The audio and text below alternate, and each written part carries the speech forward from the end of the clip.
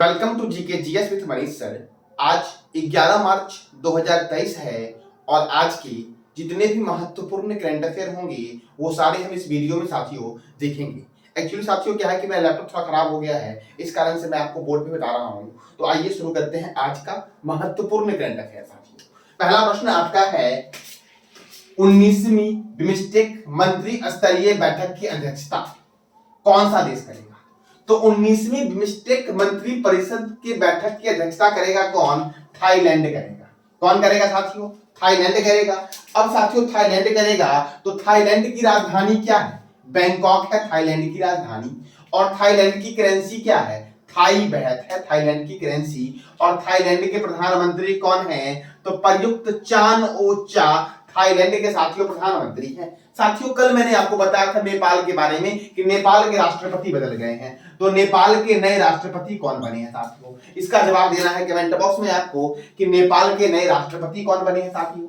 और अब आगे देखते हैं साथियों। अगला प्रश्न आपका है, यासांग उत्सव ये किस राज्य में मनाया जाता है? यासांग उत्सव तो ये मनाया जाता है मणिपुर में साथियों, यासांग उत्सव साथियों।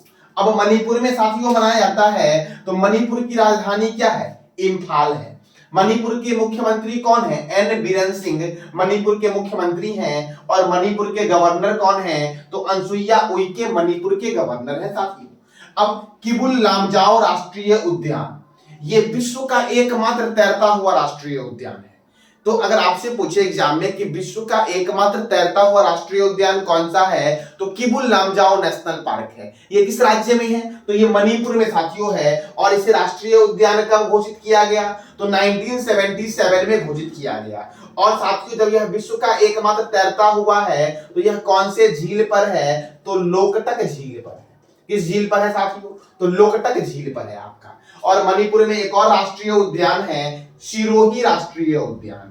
कौन सा राष्ट्रीय उद्यान? सिरोही राष्ट्रीय उद्यान। और लोकटक झील कहां पर है? तो मणिपुर में है साथियों। अगर आपसे पूछे किबुल लामजाओ राष्ट्रीय उद्यान मणिपुर में साथियों कहां है, तो मणिपुर में साथियों इम्फाल और बिष्णुपुर जिले में साथियों।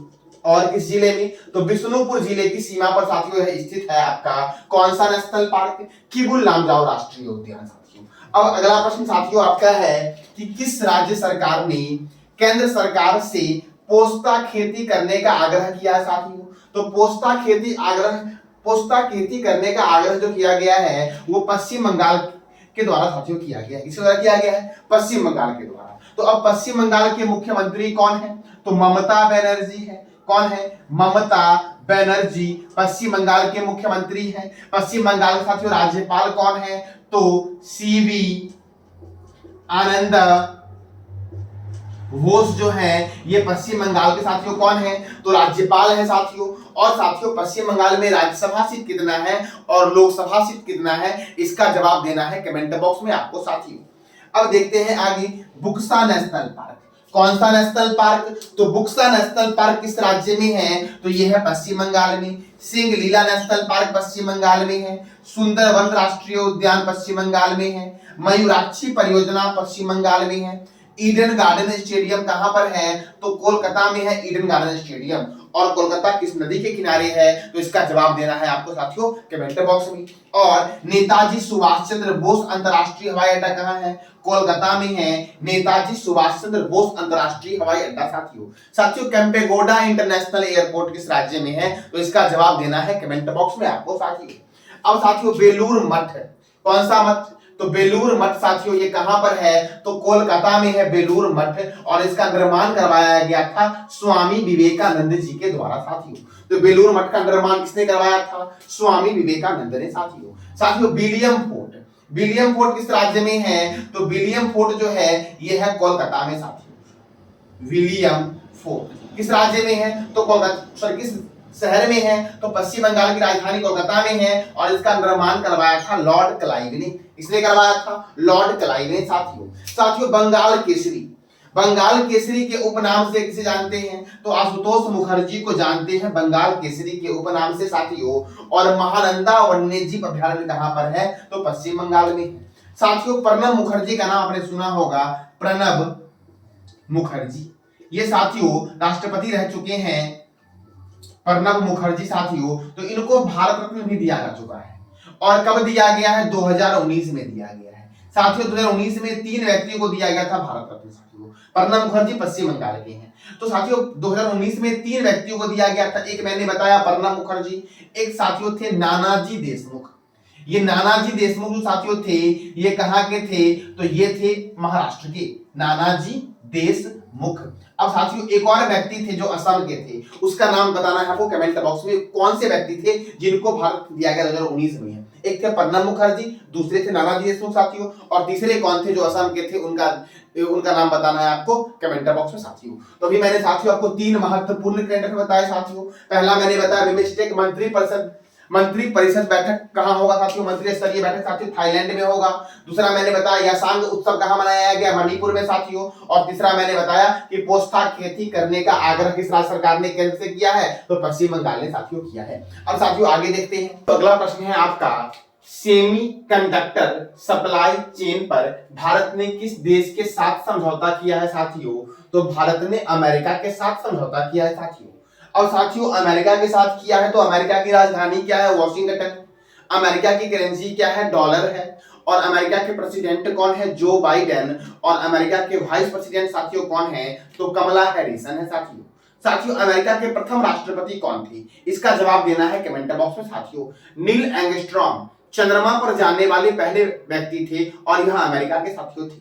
उत्तरी ध्रुव पर जाने वाला प्रथम व्यक्ति कौन था? इसका जवाब देना है आपको साथियों कमेंट बॉक्स में। अब अगला प्रश्न है साथियों आपका, खेलो इंडिया 10 का दम टूर्नामेंट का उद्घाटन किसके द्वारा किया गया है? तो अनुराग ठाकुर के द्वारा साथियों किया गया है। और यह कहां पर किया गया है? तो न्यू दिल्ली में किया गया है। कहां साथियों किया गया है? नई दिल्ली में। तो नई दिल्ली में किया गया है। तो भारतीय कृषि अनुसंधान संस्थान का हेडक्वार्टर कहां है? नई दिल्ली में है। DRDO defence research and development organisation, इसकी स्थापना 1 जनवरी 1958 को हुई थी और इसका हेडक्वार्टर कहां है? नई दिल्ली में साथियों है। साथियों पंजाब नेशनल बैंक PNB का हेडक्वार्टर नई दिल्ली में है साथियों। उसके बाद साथियों तीनों सेना का हेडक्वार्टर नई दिल्ली में है। केंद्रीय सड़क अनुसंधान संस्थान का हेडक्वार्टर नई दिल्ली में साथियों। भारतीय मौसम विज्ञान संस्थान का मुख्यालय नई दिल्ली में है। और साथियों आज का आपका प्रश्न है जिसका जवाब देना है कमेंट बॉक्स में आपको कि भारतीय मौसम वेधशाला का हेडक्वार्टर साथियों कहां पर है। अब साथियों आगे देखते हैं साथियों देखो CISF स्थापना दिवस कब मनाया गया? तो 10 मार्च को मनाया गया साथियों। कब मनाया गया? 10 मार्च को। अब CISF तो सेंट्रल इंडस्ट्रियल सेक्रेटरी फोर्स इसका फुल फॉर्म होगा और इसका हेडक्वार्टर कहां पर है? तो नई दिल्ली में है। कहां पर है? नई दिल्ली में है साथियों। इसकी स्थापना कब हुई? तो 10 मार्च को हुई साथियों। कब? तो 1969 में इसकी स्थापना हुई साथियों। और इसके डायरेक्टर जनरल कौन है? तो शील वर्धन सिंह जो है वो CISF के साथियों डायरेक्टर जनरल है साथियों। अब आज मैं आपको नहीं बता पाऊंगा इस महीने में और कौन कौन से महत्वपूर्ण दिवस मनाए गए साथियों। तो आज आपको बताना है कमेंट बॉक्स में कि इस महीने में कौन कौन से महत्वपूर्ण दिवस साथियों मनाए गए हैं, क्योंकि मैं पर डे आपको रिवीजन करवाता हूं। तो आज आपको बताना है कि इस महीने में कौन कौन से महत्वपूर्ण दिवस मनाए गए हैं साथियों।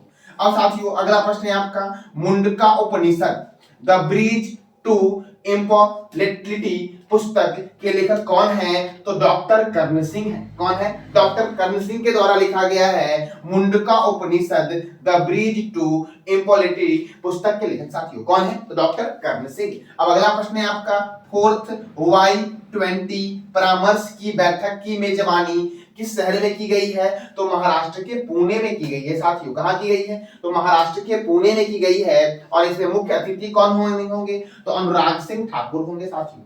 अनुराग सिंह ठाकुर के पास कौन सा मंत्रालय है? तो इसका जवाब देना है कमेंट बॉक्स में आपको साथियों। और आपका अगला प्रश्न है, सतीश कौशिक का संबंध किस क्षेत्र से है? इनका हाल ही में निधन हुआ है। तो ये साथियों फिल्म अभिनेता है और फिल्म निर्देशक हैं सतीश कौशिक साथियों। तो ये था साथियों आज का आपका महत्वपूर्ण करंट अफेयर। जानकारी कैसी लगी इसका जवाब साथियों अवश्य देना कमेंट बॉक्स में साथियों, क्योंकि पहली बार मैं साथियों वीडियो डाल रहा हूं बोर्ड पर आके साथियों। तो कैसा लगा आपको साथियों अवश्य बताना, और जानकारी अच्छी लगी तो लाइक करिए, शेयर करिए और सब्सक्राइब करिए साथियों। धन्यवाद।